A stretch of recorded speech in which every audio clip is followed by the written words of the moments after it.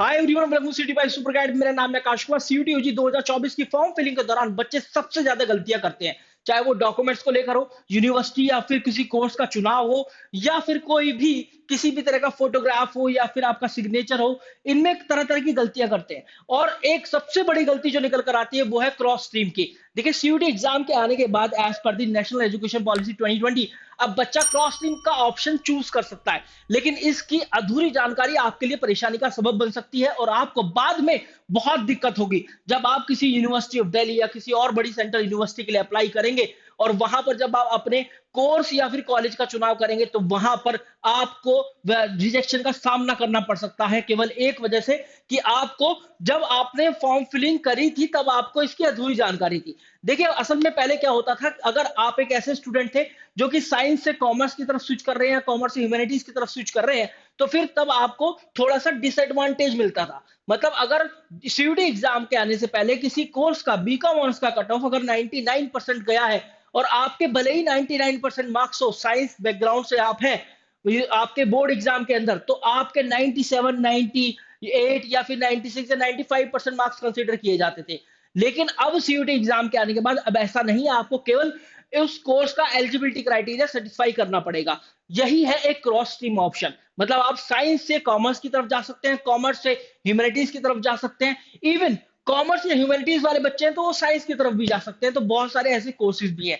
देखिए, मैं आपको दिखाता हूँ क्रॉस स्ट्रीम है क्या, असल में क्या है ये बड़ा जंजाल। साइंस का कोई बच्चा है, देखिए आप येलो लाइन देखिए, साइंस का बच्चा है, कॉमर्स का बच्चा है, ह्यूमैनिटीज का बच्चा है, भाई वो बीकॉम ऑनर्स कर सकता है सीयूटी एग्जाम के आने के बाद। अब लैंग्वेज प्लस मैथमेटिक्स प्लस कोई भी दो डोमेन आपके क्लास 12 के होने चाहिए। और ये ध्यान रखिएगा, मैथमेटिक्स है जो भी कंपलसरी सब्जेक्ट मांगा गया है, और डोमेन वो आपके क्लास 12 में पढ़े होने चाहिए। पहली शर्त ये है।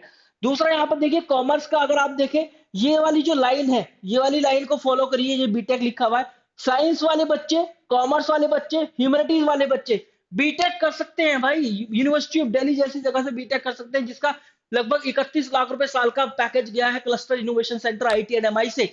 मतलब अगर आप एक साइंस के, कॉमर्स के, ह्यूमैनिटीज के स्टूडेंट है और आपके पास मैथमेटिक्स है इन क्लास 12, तो लैंग्वेज लीजिए आप प्लस मैथमेटिक्स फिल करिए और एक जनरल टेस्ट फिल करिए, आप भाई बीटेक के लिए एलिजिबल हो। इसके बाद ह्यूमैनिटीज, यहाँ पर इस वाली ग्रीन लाइन को फॉलो करिए। साइंस वाली देखिए, साइंस वाले बीए ऑनर्स कर सकते हैं, कॉमर्स वाले बीए ऑनर्स कर सकते हैं, ह्यूमैनिटीज वाले बीए ऑनर्स कर सकते हैं। आप BA honours political science, BA honours history, BA honours English, BA honours geography, BA honours psychology, BA honours sociology, इस तरह के कोर्सेज आप कर सकते हैं। BA honours journalism, BA honours multimedia and mass communication आप कर सकते हैं भाई। तो ये है cross stream option. CUET exam के आने के बाद आपको ये अपॉर्चुनिटीज बहुत अच्छे से मिल रही हैं। मतलब आप एक कॉमर्स का कोर्स कर सकते हैं एज अ साइंस और ह्यूमैनिटीज स्टूडेंट, आप एक साइंस का कोर्स कर सकते हैं एज अ कॉमर्स या ह्यूमैनिटीज स्टूडेंट्स। आपके पास सब्जेक्ट कॉम्बिनेशन क्या होना चाहिए, बहुत ध्यान से सुनिएगा। लैंग्वेज में इंग्लिश, आप हमेशा इंग्लिश का चुनाव करो यार। मतलब मैं इंग्लिश का चुनाव करने के लिए इसलिए बोल रहा हूं, कभी कल में जीजीएस आईपी गुरु गोविंद सिंह इंद्रप्रस्थ यूनिवर्सिटी का एक एलिजिबिलिटी क्राइटेरिया पढ़ा था किसी कोर्स का, तो वहां पर इंग्लिश मांगा गया है। मैं सेंट्रल यूनिवर्सिटी जम्मू का एलिजिबिलिटी क्राइटेरिया पढ़ रहा था, वहां पर इंग्लिश मांगा गया है। मैं Banaras Hindu university, university of Allahabad की तरफ गया तो वहां पर आइदर इंग्लिश या हिंदी बोला गया है। मैं बीए ऑनर्स इंग्लिश की तरफ गया तो वहां पर इंग्लिश बोला गया है। इस वजह से एक बड़ी वजह बन जाती है आपको इंग्लिश का चुनाव करने की। चार डोमेन हमेशा फिल करो, एक ऑप्शनल सब्जेक्ट है उसे भी मत छोड़ो, आपके क्लास 12 के होने चाहिए। And that these four domains include the mandatory या फिर कंपलसरी सब्जेक्ट एज वेल, जो जिस कोर्स के लिए आप एस्पायर कर रहे हो, जिस कोर्स में वो मांगा गया है। देखिए, चार डोमेन में क्या है, मैं हमेशा बोलता हूं कि बेस्ट ऑफ 3 का स्कोर ही उठाती है कोई भी यूनिवर्सिटी अगर वो 3 डोमेन मांग रही है।